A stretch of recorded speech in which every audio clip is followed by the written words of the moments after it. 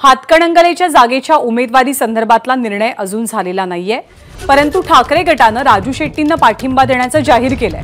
त्या संदर्भात विद्यमान खासदार धैर्यशील मानेंनी टीका केली आहे। शिवसेनेच्या फुटीनंतर धैर्यशील माने हे शिंदे गटात आहेत। राजू शेट्टींचं आव्हान वाटत नसल्याचं धैर्यशील यांनी म्हटलंय।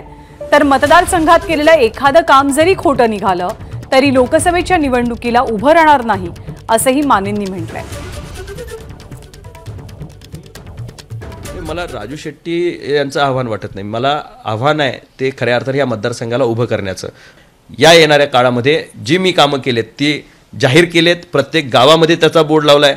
त्या गावातल्या कुठल्याही सहकार्यानं जाऊन तिथं विचारलं तर ते गाव मंजूर आहे की नाही, त्याचे पैसे आले नाहीत की त्याची वर्क ऑर्डर झाली नाही किंवा प्रत्यक्षात काम आहे की नाही याची माहिती घेतल्यानंतर मी एकही काम आज मी 8,200 कोटी रुपयाची 3 महिन्यापूर्वी जी कामं डिक्लेअर केलेत त्यातलं एकही काम जर खोटं असेल तर धैर्यशील माने लोकसभेलाच उभारणार नाही। एबीपी माझा, उघडा डोळे बघा नीट।